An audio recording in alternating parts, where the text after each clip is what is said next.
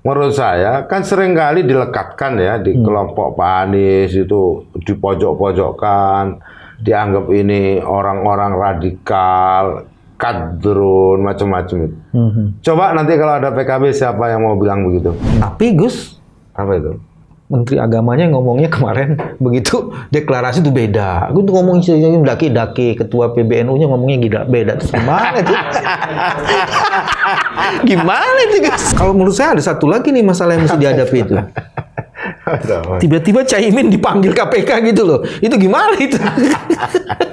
Saya sampaikan kepada teman-teman. Terus terang ya, Bang, ini agak banyak yang marah. Oh, serius nih marahnya berarti ya? ya? Serius.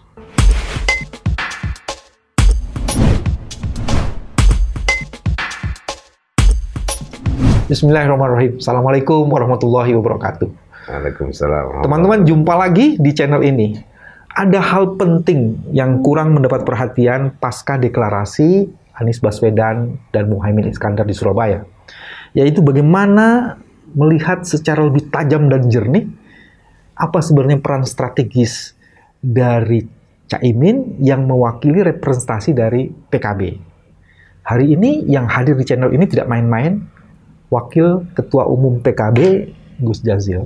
Assalamualaikum, Gus. Waalaikumsalam warahmatullahi. Gimana Mas Bebe? Sehat-sehat ya? Alhamdulillah. Gimana? Lain kalau PKB.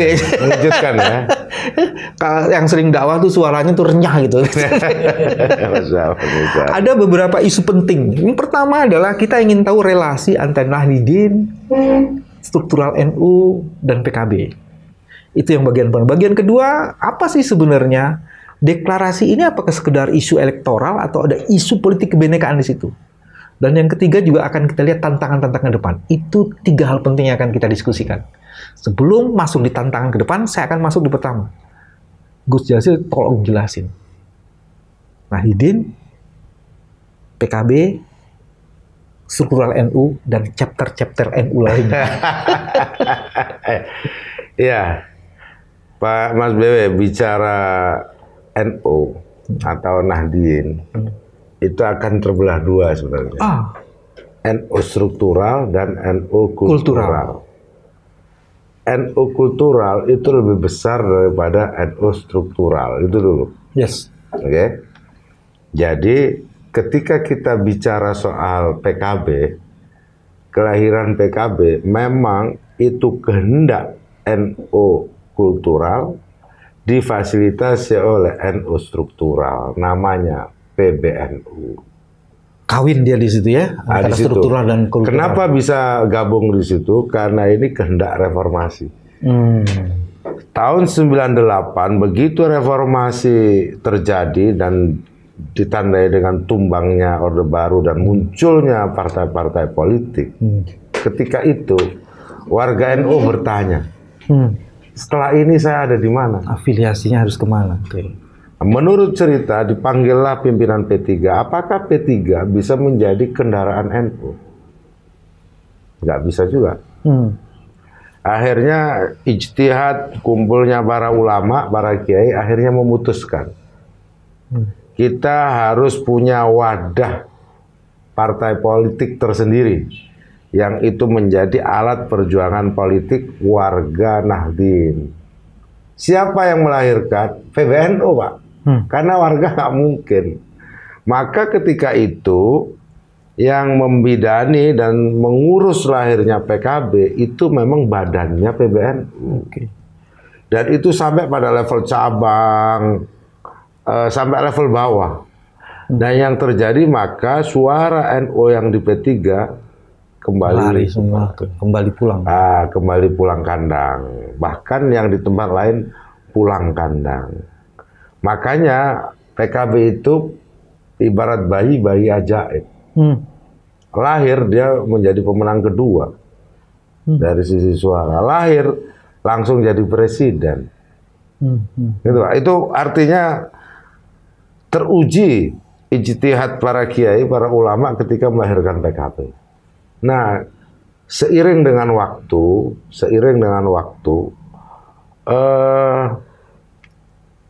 partai politik berkembang terus. Ada yang mati, ada yang survive, ada yang survive. Nah, hari ini kemudian ijtihad ini tetap punya relevansi, Pak. Partai berbasis Islam terbesar di Indonesia Hari ini 13 juta itu PKB. Bukan, jadi pagi bukan PKB ya, PKB. Kamu mesti jelas nih ngomongnya. Kalau di Madura PKB. Jadi itu Pak. Jadi jangan lupa PKB itu partai berbasis Islam terbesar di Indonesia. Bahkan Caimin bilang mungkin bisa jadi di dunia. Seperti halnya ormas Islam terbesar itu NU. Bukan hanya di Indonesia, bisa jadi di dunia gitu. Saingannya itu hanya partai PK di Turki saja dengan PKB. Karena negara-negara Islam tidak memiliki partai yang sekuat itu. Nah, yang ingin saya katakan bahwa hubungan PKB dengan NU yang saya sebut tadi, kalau struktural tidak ada hubungannya. Hubungannya historis, aspiratif.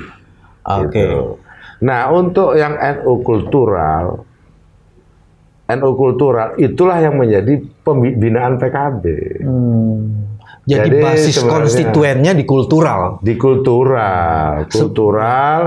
Kalau struktural kan independen kita hargai, tapi terus kultural itu menjadi mitra karena ini elitnya, Pak. Yang saya sebut tadi. Jadi warga Nahdien itu ada yang kultural, ada yang struktural. Nah, yang struktural itu sedikit, Pak.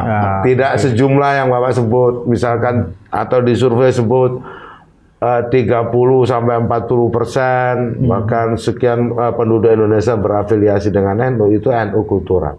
Tapi ada yang menarik di NU kan, Gus. Tadi kalau mau disimpulin kan, alat perjuangan politiknya NU itu PKB. Betul. Dia dilahirkan dari kesepakatan dan orang-orang NU struktural secara historikal. Ya, saya ingin ngutip dulu, Pak, supaya agak fresh.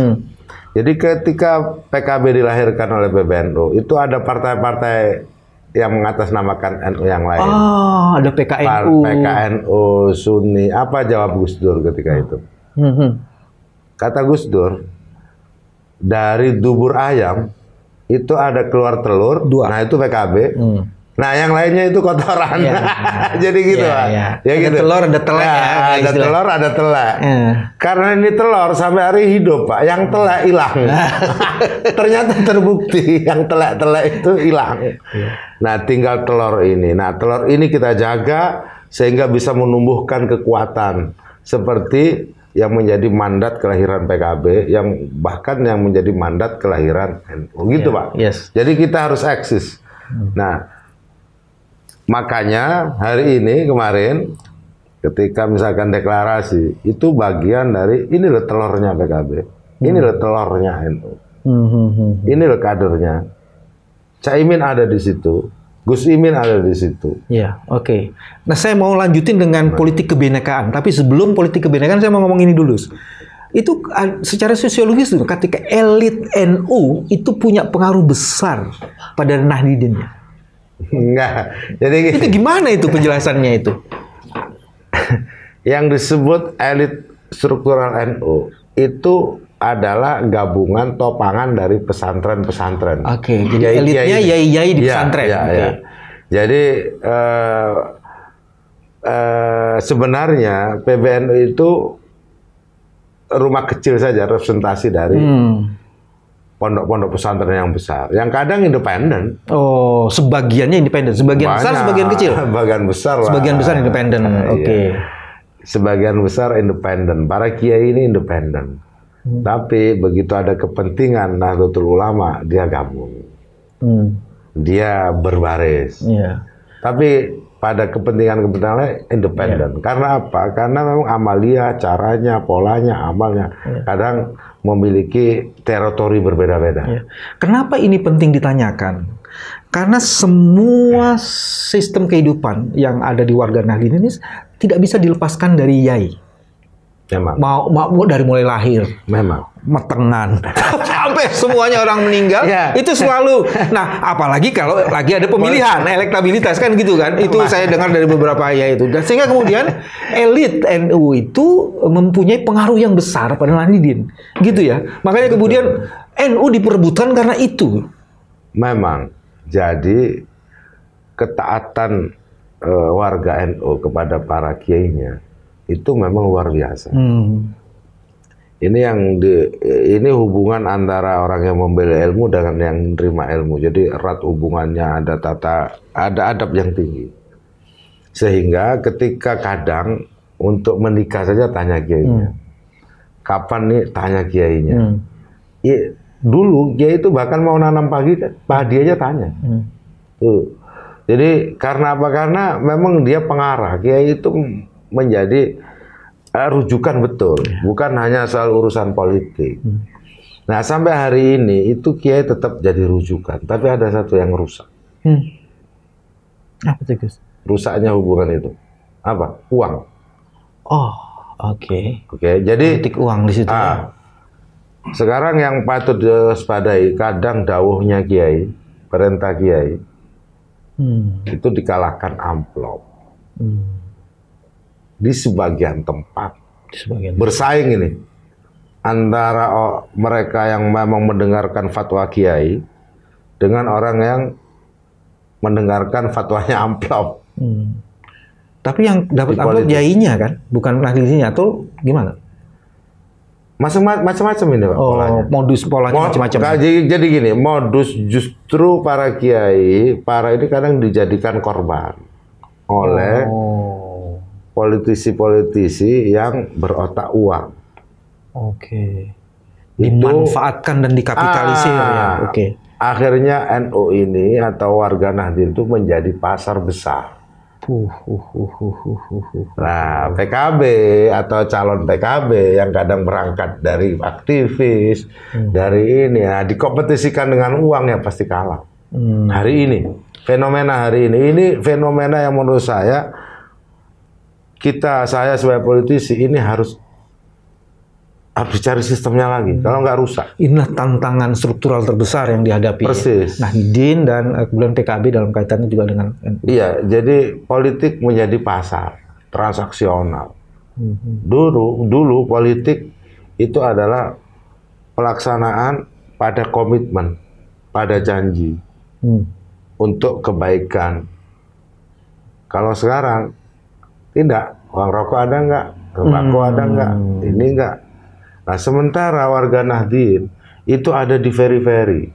Itu yang menjadi soal. Tantangannya di situ. Tantangan saya sebagai politisi PKB yang lahir dari Nahdien, saya berdoa mudah-mudahan ada pemimpin yang mempercepat kesejahteraan.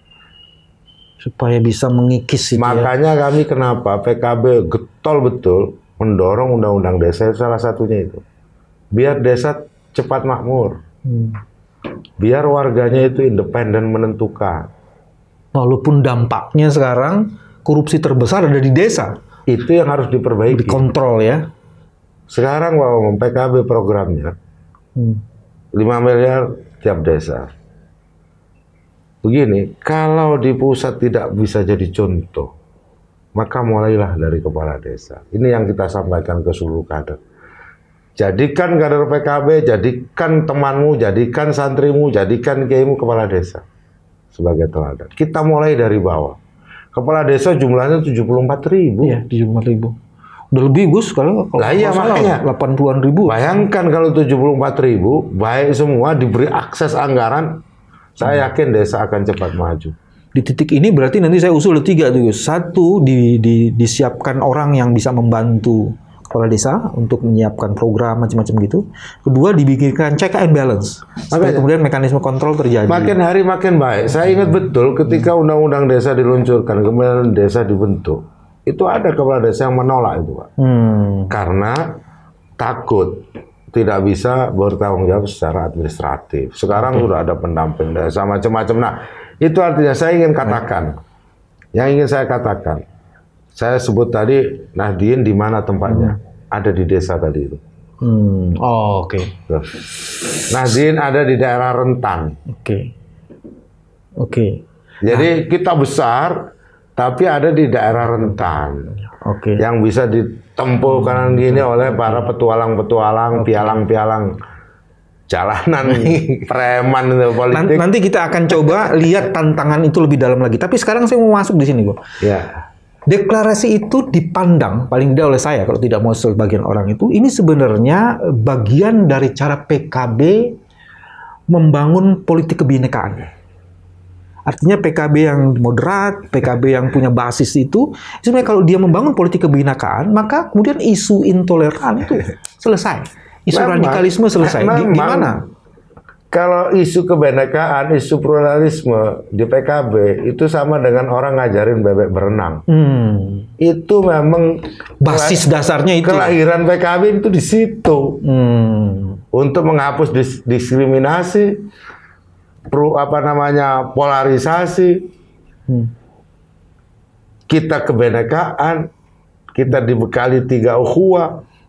Ukhuwah Basyariyah, ukhuwah Islamiyah, ukhuwah Insaniyah, itu semua ada, Pak. Jadi itu di kita. Kalau ada kelompok yang mengatakan bahwa NU atau PKB itu anti keberagaman, tidak pro kebinekaan, itu saya mau tahu orangnya yang mana tuh, yang ngomong begitu. Kita uji. Nah, oleh sebab itu PKB itu memang dikenal sebagai kampium partai pluralis, Pak. Baik. Nah, cuman kadang-kadang sering disalahpahami PKB. Sebagai partai terbuka, sebagai partai inklusif, seringkali disalahpahaminya begini.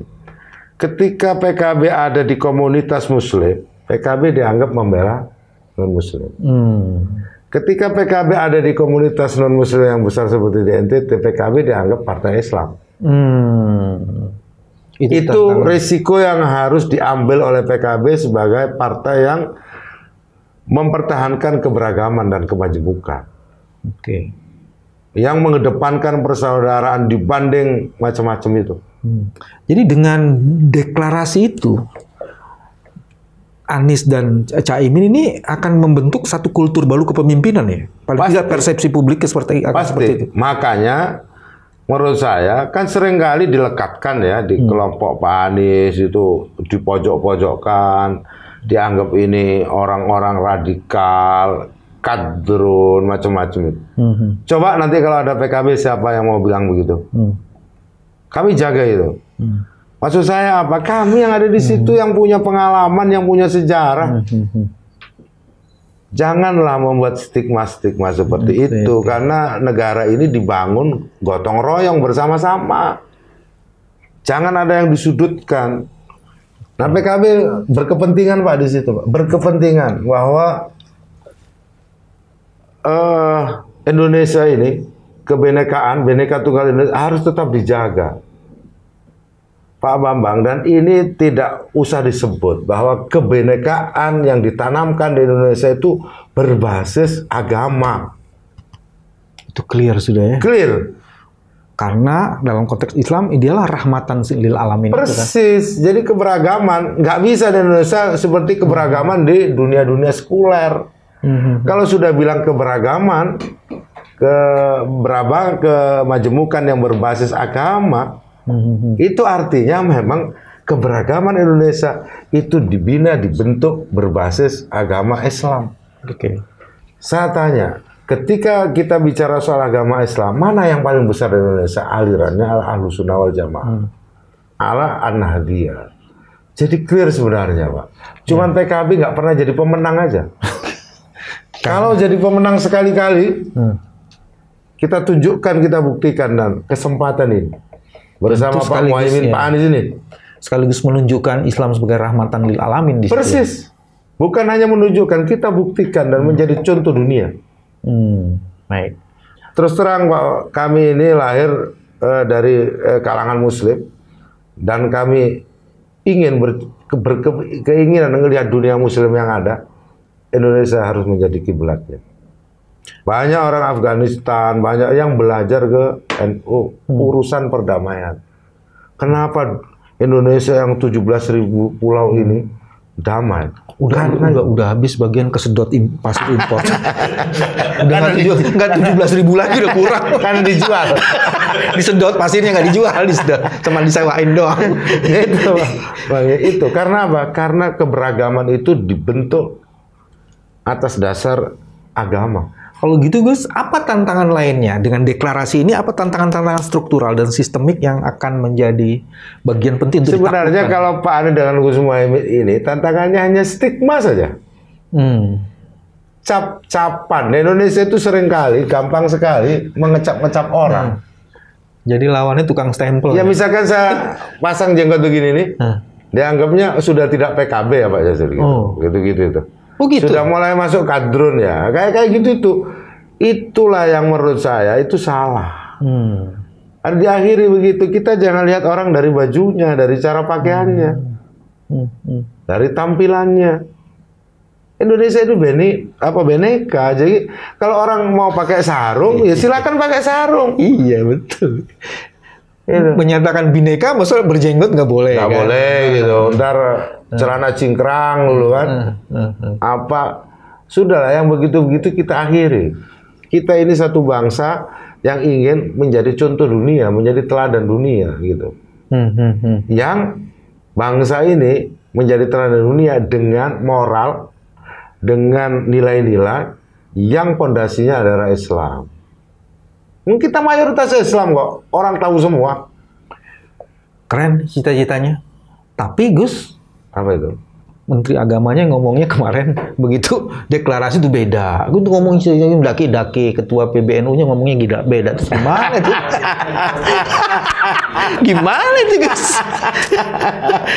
Ini lagi mau punya cita-cita gede begitu kan, Islam kultural. Ya itu tidak lepas dari kepentingan politik. Jadi saya yakin, saya sebut tadi itu, yang disebut dengan ketaatan, adab, tata kerama, fatwa itu kalah dengan uang. Seringkali. Dan itu berlaku pada orang-orang yang tidak punya prinsip. Gitu. Jadi jangan kaget lah yang begitu-begitu. Jadi usah kaget. Jadi karena apa? Karena itu terjadi bukan hanya di NU, di kalangan umat yang lain sama. Iya. Jadi kalau deklarasi ini dipersepsi sepihak dengan pernyataan-pernyataan negatif, kira-kira kita udah tahu lah. Itu bukan pastinya basisnya bukan NU kultural, basisnya tidak ingin mewujudkan kedamaian dan macam-macam tidak ingin gitu, kerukunan. Iya. Ya memang sebisa mungkin kita dipecah belah. Karena kalau kita berpecah, ada kelompok lain yang menikmati itu. Secara tidak sadar, menurut saya hari ini kita mestinya kita melihat dari spektrum yang luas loh, bukan dari spektrum NU, Muhammadiyah, Persis. Kita dalam spektrum sebagai orang Indonesia. Sekarang kalau sudah nyebut Indonesia Pak Bambang, nggak usah ditanya Islam apa nggak usah. Nggak usah, cukup seperti orang Jawa, orang Madura. Gak usah ditanya lagi agamanya. Kenalan orang mana Madura, agamanya apa nggak usah ditanya. Karena di sini sudah nyatu Pak, Indonesia dengan jiwa keagamaan, ritual itu sudah jadi satu. Jadi nggak usah disebut lagi identitas lain. Kita ini orang Indonesia cukup. Baik. Kalau menurut saya ada satu lagi nih masalah yang mesti dihadapi itu. Tiba-tiba Caimin dipanggil KPK gitu loh. Itu gimana itu? Ya itu kan biasa dinamika politik ya. Orang berjuang begitu, dan Pak Muhaimin saya yakin punya komitmen terhadap pemberantasan korupsi. Saya yakin betul itu. Dan apa namanya stigma model begitu tidak dialami Pak Muhaimin sekali ini saja. Jadi sudah sering kali, lama-lama saya yakin masyarakat makin cerdas untuk melihat keadaan. Saya tidak ingin mengatakan bahwa ini politisasi, kriminalisasi, enggak. Kok pas gitu aja. Sehingga masyarakat nebak-nebak. Saya sampaikan kepada teman-teman, terus terang ya, Bang, ini agak banyak yang marah. Serius nih marahnya berarti? Serius. Berarti ini sesuai nih Gus dengan pandangan sebagian besar netizens dia. Ini maksudnya apa-apaan? Waktu deklarasi dengan Pak Prabowo hampir setahun aman tuh. Begitu deklarasi ini, itu gimana jenis kemarahan yang? Ya kira-kira begini, sampaikan Pak Jazil, kita ini bukan orang, memang kita ini orang nggak punya uang, kelompok yang tidak beruntung secara ekonomi. Tapi kita orang banyak, masa kita ada? Orang yang punya kehormatan juga kan. Punya martabat. Para kiai ada, ulama ada, semua ada. Dan kita ini istilahnya, apalagi Gus Muhaimin, lahir dari pesantren, dari gini loh, apa ya, bahasa ininya, kedoliman ini harus dihentikan, kira-kira begitu. Jangan diam aja. Saya bilang tidaklah. Tidaklah. Seperti disampaikan para kiai, biarlah yang dolim bertempur dengan kedolimannya sendiri. Kita jangan gunakan cara-cara yang tidak benar. Ya. Dan keberanian Caimin untuk mendeklarasikan dan mengambil resiko atas segala akibat yang muncul, itu sudah sesuatu yang harus diapresiasi. Karena ada beberapa calon ketua partai, bukan calon ketua partai, yang begitu ada tekanan terus mengundurkan diri. Saya tidak tahu itu, Pak. Saya tidak tahu. Jadi gini, kalau Pak Muhaimin saya pikir bukan soal berani atau tidak berani. Pak Muhaimin tahu betul soal tanggung jawab sejarah. Itu aja. Setiap orang punya takut, punya berani ya. Tapi beban sejarah, kelahiran NU, kelahiran PKB, para santri yang masih banyak nganggur, yang pendidikannya kurang, itu siapa yang memperjuangkan kalau tidak ada simbolnya? Saya bilang Caimin simbolnya ada di situ. Maka jika Anda takut, hilangkan ketakutan itu untuk generasi ke depan yang jauh lebih besar. Gitu. Tapi setahu saya bukan menakut sih. Iya. Teman-teman, apa yang dikemukakan Mas Gus Jazil itu sebenarnya menjelaskan ada kepentingan yang lebih besar untuk menyelesaikan gap ketidakadilan dan juga menaklukkan kebodohan dan kemelaratan melalui deklarasi ini. Kita ketemu di channel ini di waktu yang lain. Terima kasih. Wassalamualaikum warahmatullahi wabarakatuh. Waalaikumsalam warahmatullahi wabarakatuh.